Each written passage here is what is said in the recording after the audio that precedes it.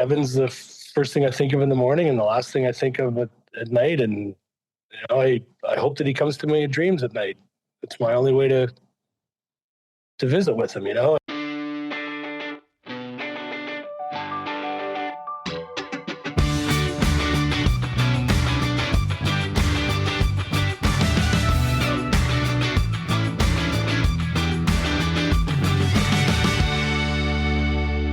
Back to Closer Look across the Village Media Network and wherever you get your favorite podcasts. We certainly hope that ours is one of them. But in any event, we thank you for your time tonight with Michael Friscolanti, our editor-in-chief, Derek Turner, executive producer of the program. I'm Scott Sexsmith. Okay, last night we briefly touched on it, and it's the topic of tonight's episode. Netflix coming out with a mini-series that looks eerily familiar to what happened to the Humboldt Broncos back in 2018. Yeah, the Humboldt Broncos, I think everybody kind of remembers where they were when that news started to break, terrible April 2018 bus crash involving the junior hockey team from Saskatchewan. 16 people were killed, including 10 players. And I think so many things I remember about that terrible tragedy, one being the way the country reacted, putting hockey sticks outside their front doors for days, sort of a tribute to those players. But just how Canadian that story was, because hockey teams and sports teams in general spend their seasons going up and down rural highways all across Canada, and hockey in particular in the winter months, going to tournaments all over the country and rural back roads, main highways. I mean, hockey teams live on buses. And I'll add this if I can, as parents of kids, involved with sports, at the high school level, the same thing, right? They're always hopping on a coach and going to a tournament somewhere. So it struck a chord with so many people. Same thing. And then this story, sadly, like so many big tragedies, kind of played out over the next few years. We learned within days that the driver of the transport truck had actually blew a stop sign and gone right through at the absolute worst moment to actually meet head-on with this bus, causing this terrible crash. That driver pleaded guilty, was pleaded to 29 charges, sentenced to 8 years in prison, I believe. And then just the grieving process of all the families had to go through, and the way that, again, the country embraced them with so many – there's a beautiful memorial near the crash site, things like that. And the families, as you know, Scott, the thing is the years go on, and the families and the loved ones still have to live through this tragedy and try to make it, past it on the other side, and how you live life without the people that you lost. And now what's happened is Netflix this week kind of teased this series coming out. Yes. And there's nothing, we don't know a lot about it. There's no trailer. There's no title. We just know it's a group of the fictional series based on the fact that a group of young hockey players and their coach were killed in a bus crash. And it sounds like the wife of the coach takes on the team and coaches who's left from the team. Right. And obviously it's eerily familiar, sounds very similar to the tragedy. And some people have some strong opinions on it, obviously, including some of the loved ones who lost their family in that crash. We're going to speak to one of them tonight, Scott Thomas. His son, Evan, was a player on the Humboldt Broncos. And Scott, his face became well known to people following this terrible tragedy. Like I said, not just the memorials and the funerals, but the court case involving the driver. Scott's a very well-spoken guy and a very good person, and he's been kind enough to join us tonight for a conversation. 8 years ago, our entire country mourned alongside the small community of Humboldt, Saskatchewan. And so many of us will never forget the bus carrying the local junior hockey team, the Humboldt Broncos, was involved in a tragic crash that killed 16 people, 10 players, 2 coaches, the driver, 2 radio station employees, and the team's athletic trainer. This week, Netflix started teasing about a new fictional series that sounds eerily familiar, a team in a working-class town where hockey is everything until a bus crash kills a group of young players and their coach. The concept doesn't sit well with a lot of people, including those who lost loved ones in the Humboldt crash. One of those family members is joining us tonight on Closer Look, Scott Thomas. Scott, thanks so much for being here. We appreciate your time. Yes, thank you for the opportunity to discuss this and for the opportunity to talk about my boy. All right, Scott, we'll get into the Netflix series here in a minute, but I want to start with Evan, your son. He was a rookie right winger with the Broncos and a great all-around kid.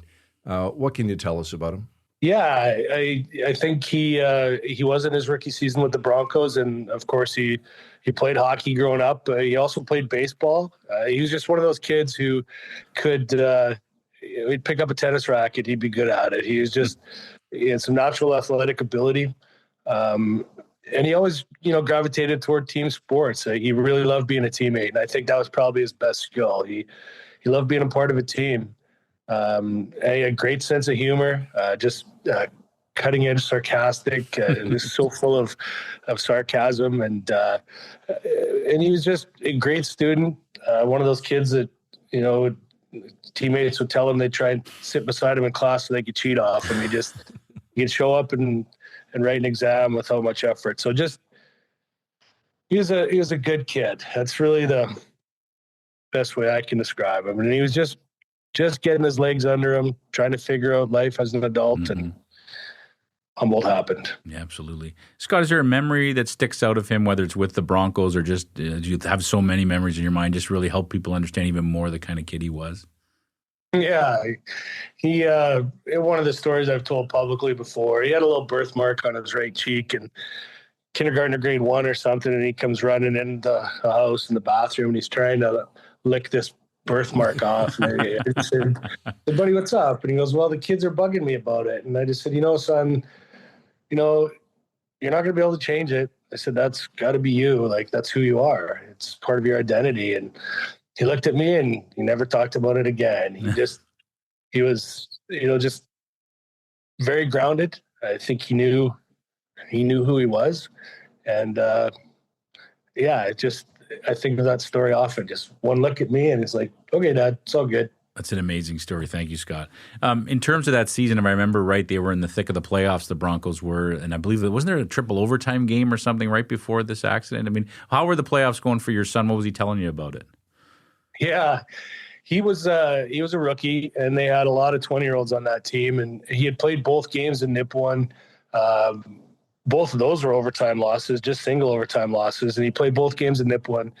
So they were shaking things up, and they came back to Humboldt, and he didn't dress in that triple overtime game. But, yeah, that was on the Wednesday night, I believe. They went to triple overtime, and the Broncos won that one. So I think they were down 2-1. Or no, they were down 3-1, I think. And, yeah, heading back to NIP1. But they were in the thick of it. They had a pretty good team, and yeah, they were having a good playoff run. Absolutely. Scott, I can't even begin to imagine what you and your family have gone through since the day of the crash and right up until today. How much comfort did it give you to see the entire country mourn alongside you and the other families, especially all those with hockey sticks outside of their front doors in honor of your son and the other kids? A lot. Even, going through it at the time, it was so overwhelming. Just gifts would show up on our door from people that we'd never met before, notes from across the country. People would make quilts, drawings. People just wanted to do something. And so many people did give to that GoFundMe, but other people gave personal things. And, you go through something like that and you don't know what to do, but you want to do something. And so many people did. And, I said it as memorial service, the country wrapped us up in their arms and certainly gave us a lot of warmth, and they still continue to, I certainly see people from time to time, and because I guess I was, fairly active in the media in the aftermath of it, people do recognize me and bring it up, and everybody remembers where they were. Mm-hmm. Everybody remembers exactly what was happening on that day. It's kind of like our generation's JFK assassination, if you will. Everybody remembers where they were, and just the ability to discuss it, to know that people still think about it. It means a lot to us, for sure. Absolutely. I don't want to ask you about that day of the crash and what you remember, though you've had to think about that and talk about that enough, Scott. But I think what you said is right. I think what struck so many people about what happened and what made our hearts just sink so down was this was every kid in Canada. The buses are all over the country during the winter, up and down rural roads in every part of the country from coast to coast for hockey. And I think that's what struck people so much, I think, about this tragedy. Absolutely. one of the biggest things, especially, in Canada, in the prairies, and I assume same down east. As soon as you get to a certain level of hockey, everything's on a bus, and you'd always assume it's a safe space. It's a huge vehicle, and I mean, what could possibly go wrong on a bus, right? And I know there's clearly been bus accidents before, the Swift Current Broncos one, and things like that. But in the hockey community, yeah, that's one of the things that struck, because most parents in Canada had hockey players as kids, and even beyond that, just the parent with the kid, just to feel that tragic loss. There's no words for it. I mean, no. You lose your wife, you're a widower. You lose your husband, you're a widow. But you lose a child, there's literally no word to describe it. And it's certainly, I know how hard it hit people. Okay, Scott, we don't know a lot about this new Netflix series except a brief teaser that says a local hockey team must rebuild after a terrible tragedy, and it includes a photo of a young group of players inside of a locker room. How did you first hear about the show? It would have been last Thursday or Friday. I got a text out of the blue while I was sitting at work from a reporter, and it said, "Scott, have you heard about this Netflix series that's creating a lot of chatter online?" And it's eerily similar to the Humboldt story. And so I Googled it, spent, throughout that morning, a fair amount of time trying to find out everything I could about it. And basically, it's limited to what we can find online. As I said in a couple other interviews, we've had no contact with anybody involved in that production. So, through a text, that's the first I heard of it. And do you wish that someone would have consulted with you? Yeah, absolutely. I said I don't feel we were owed that duty. It was a nationally televised story playing out in real time, and certainly there's lots of information out there. But yes, I would have preferred to be consulted. Just even, this is coming. This is going to be a thing. I literally felt like I was, punched in the stomach on Thursday morning when I started doing that research, and I had a little bit of optimism about how, okay, this could be good if it's a documentary story that's going to have some basis in reality. Mm-hmm. It starts out based in reality, but from the sounds of it, again, as you said, we don't know much about it, but from the sounds of it, it takes a pretty drastic turn into fiction really quickly. Mm-hmm. I think since this has hit the news, Netflix has come out with a statement saying that this is not based on real events. It's a fictional show. What do you say to that? Yeah, of course they're going to say that. I don't know. There are just too many parallels. One of the things I saw online too, they're filming in Mission, BC, and they had some pictures of the set. And as in Humboldt after the accident, every storefront's got, remember this, remember that. And there's a sign about South Dorothy, remember the 13. Mm-hmm. So again, I'm speculating, but I'm assuming 13 kids lose their lives here and 16 in our bus crash. And the coach dies and that too. And I don't know. I think that's a stretch.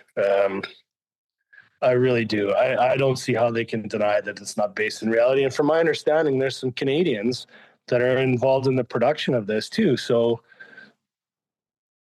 I could understand if this was an entirely American or foreign crew, and maybe they didn't know about it. But come on.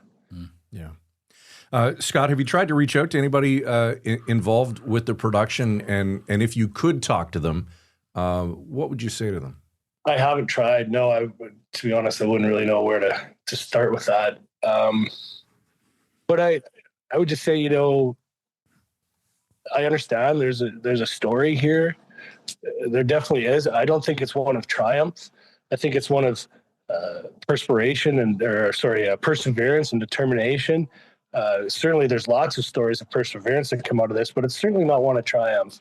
And my fear is that somebody who doesn't know that much about the accident, or somebody that does know about it and a little bit about it, watches this and draws the parallels and says, "Oh, everything's okay. All these Broncos families, they're okay. Like, they're winning championships again." I mean, no, that's not reality at all. And for those guys to fictionalize our reality is disappointing to me. And I know they're going to deny it, but I think it's too similar. Mm-hmm. What would you say, Scott, to those people out there who'll say something like, well, this happens all the time. Art imitates life. We see television shows and movies kind of take ideas from the headlines all the time. What would you say to those people? Absolutely. The Alive, the soccer team that had turned cannibalism, and, We Are Marshall and things like that. And I think in those instances too, there was a lot more time between those movies, and my understanding is they were pretty closely based on fact. Mm-hmm. This starts in fact, but it delves into fiction really quickly, and I would just say to them, and that's partly why I'm trying to speak about it, is this isn't real. This isn't reality. Please don't assume that everybody here that's involved in this is okay, mm-hmm. and that there's any triumph in this story, because there's not. There's no triumph here. I can imagine for you and the other families, it's just trying to get by day to day. That's it. Evan's the first thing I think of in the morning and the last thing I think of at night. And I hope that he comes to my dreams at night. Mm-hmm. It's my only way to visit with him, and I have no problem with the story being told, but based in fact. There are good stories here. Mm-hmm. There are stories, about the paralyzed boys trying to find a new life. Caleb Dahlgren becoming an internationally renowned speaker. Tyler Smith doing good things for mental health. There are good stories, but don't fictionalize it as you have. Mm-hmm. That's just completely inaccurate. Mm-hmm. Speaking of the stories involved with this, Scott, one of the more powerful stories that I read at the time, as we all know, this was a tragic story of a transport truck that went through a stop sign at the worst possible moment and hit this bus. And the driver of the truck pleaded guilty to 29 different charges. And if I read correctly, you were actually the first person from the loved ones who lost someone that day to forgive him. And there was a pretty powerful meeting, if I read it correctly, where you had to speak to him and actually told him that you forgive him. Why did you do that, Scott? Yeah, I was at the victim impact statements hearing in Melfort. And before that hearing, I publicly in the media said a few times how I would like the opportunity to meet him to discuss what happened that day. And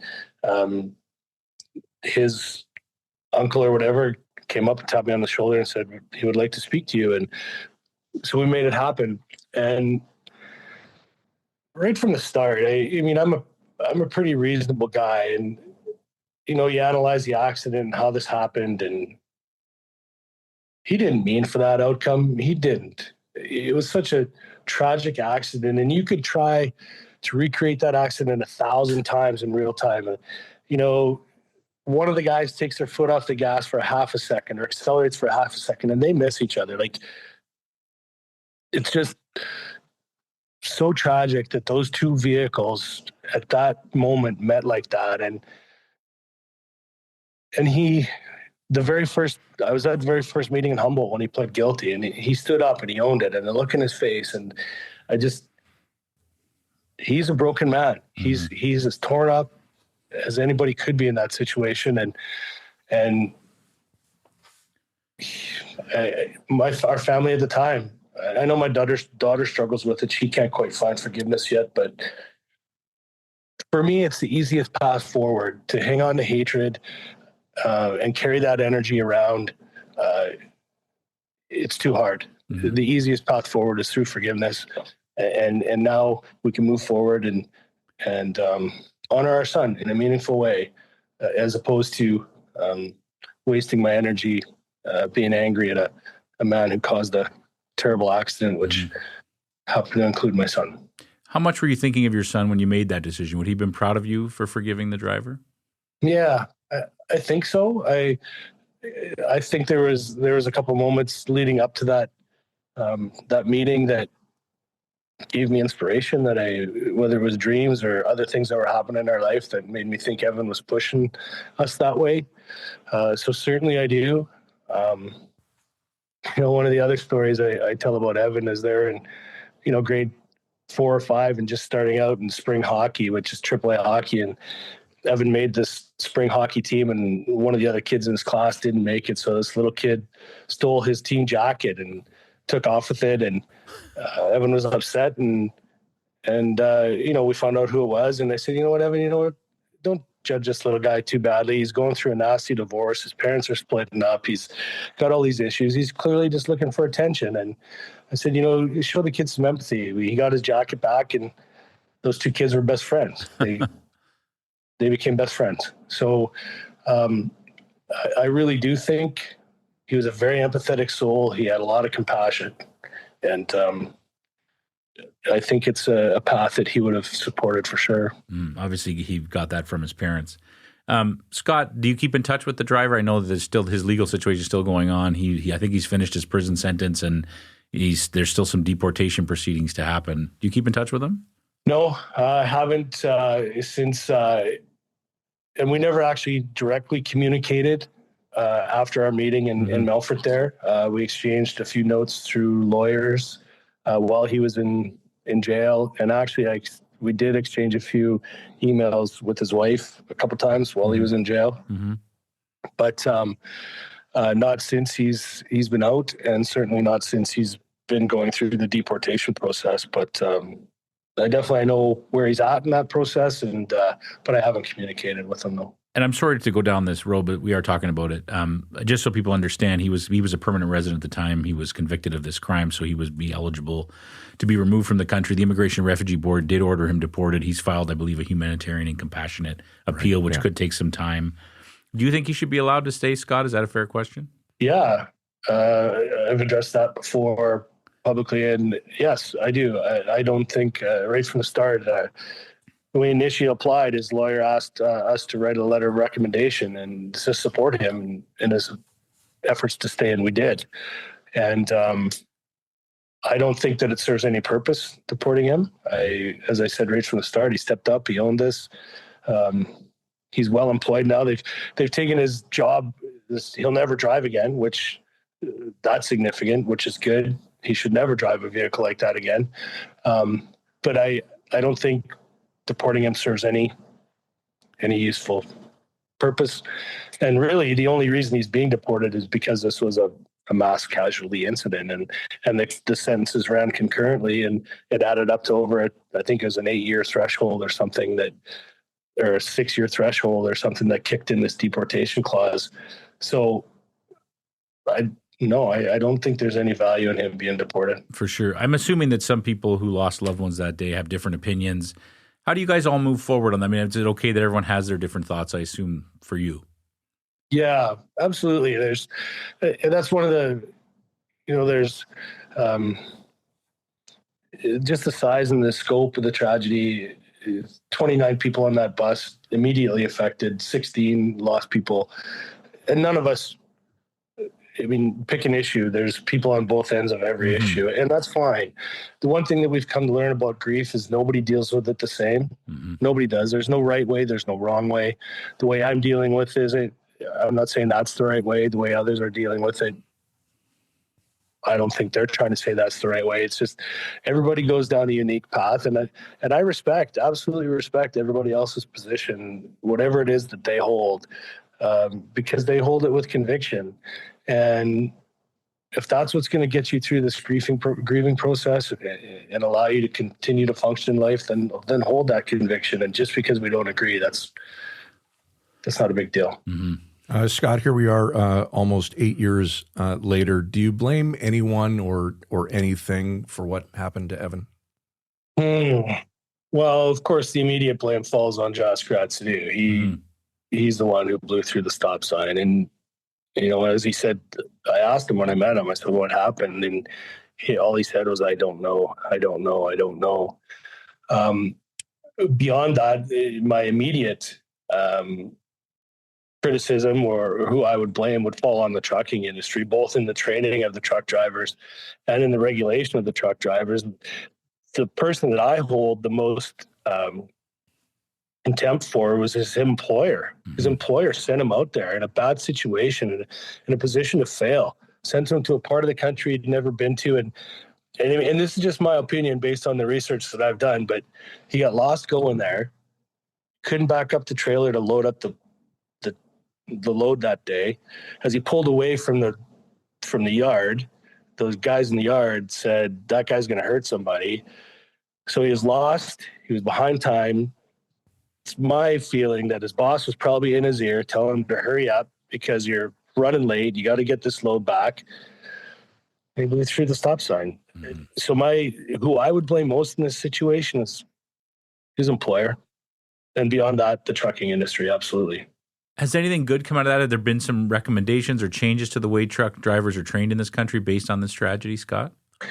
There has been some movement in the immediate aftermath. Saskatchewan developed this MELT program, which is a mandatory entry-level training, it's okay, but it's just entry-level. You can't teach somebody how to drive a semi in the flat roads of Saskatchewan and send them off to the mountains in BC or coming down the 401 in Toronto. I mean, it's two completely different places. So there was a little bit of movement, but still not enough. I'm still advocating. I spoke at the Professional Truck Trainers Association meeting in Calgary, and, I'm advocating for a Red Seal program. There has to be a national standard for these guys. So it's one thing to get them entry-level training, but that's where the employer's got to take over and get these guys up to higher standards, much like electricians and plumbers. I mean, once you have that Red Seal, you know what you're getting. And that's where I think the trucking industry is still falling down. I know there's efforts to get there. And it's my understanding of the trucking industry. It's like whack-a-mole. You hit a problem here and something else pops up over there. And it's just, to get those guys all on the same page is incredibly difficult, but I know there is a movement towards that, and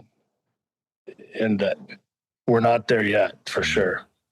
Scott, before we let you go, I'd like to ask you, how do you honor your son today? We're quite fortunate in Saskatoon. We've been given a 15U baseball tournament. Evan was a hell of a baseball player, and so Baseball Saskatoon's given us a tournament to run in July that's named the Evan Thomas Memorial Baseball Tournament, and we run that every year. And then Saskatoon Minor Hockey has also given us the opportunity to run a 13U hockey tournament for young hockey players. Same thing, called the Evan Thomas Memorial Hockey Tournament. So we run those two events. Tell stories about Evan. There's pictures of him all over the place at both those events, and any funds that we do raise from those go to his trust, his Evan Thomas Memorial Trust, and there's 4 scholarships that are funded out of that. There's bursaries and 3 different in Saskatoon here, and a couple other communities. We give money to Stars Air Ambulance every year out of his trust, because Stars was very critical that day, saved some of the boys' lives. So we continue to be involved in our community in Evan's name and try and give back to it, and try and keep his name relevant with the next generation of kids that are coming up, and also keep this story relevant, because I don't want anybody to be forgotten. All right, from Saskatoon tonight, there's Scott Thomas. Scott, Evan sounds like a wonderful kid, and it's clear where he got it from. We appreciate your time tonight. Thank you for the opportunity, and hopefully you guys can dig out down east there and get back to regular programming, if you will. We'll do our best. We have a bit of work to do, Scott. Yeah, sounds good. There aren't many times that I miss the old iteration of this program called Inside the Village, but this was one of them because we had commercial breaks. Yeah, and I could have used a break after. That was it was a very powerful conversation. Yeah, I've seen Scott interviewed many times. Mm-hmm. What happens is, I've been a journalist forever, and what happens too with these families like Scott's is they get thrust into the spotlight for no fault of their own. Absolutely. Right? I mean, the whole country is watching what happened in this bus tragedy, and there are cameras and journalists all over these families, looking to tell the stories of these kids who've tragically passed away. And this extended beyond our borders, right? Yes. This was worldwide. It was a massive story at the time, and almost overwhelming, the grief that people were feeling. And I can only imagine the different stages of this that Scott and his family have gone through, dealing with Evan's loss. And but just hearing him list off you asked them how they keep their son's memory alive. To think that there's a summer baseball tournament, a winter hockey tournament, and I hope that those live on forever. And to think that his trust is giving back to some good causes like the Stars ambulances that helped for sure that day is an amazing thing. And I will never forget that the way the country was feeling and the hockey sticks all over the place on people's front doors. And also this story taught us a lot about forgiveness and what it means to forgive. It's not an easy thing to do sometimes. It is not. And if anyone exemplifies that, it is Scott Thomas from Saskatoon joining us tonight. For Derek Turner, executive producer of Closer Look, and Michael Friscolanti, our editor-in-chief, I'm Scott Sexsmith. Thanks for watching. We'll see you tomorrow night, 7 o'clock, right here on Closer Look. Frisco and Scott's Wardrobe provided in part by Moores, Sault Ste. Marie.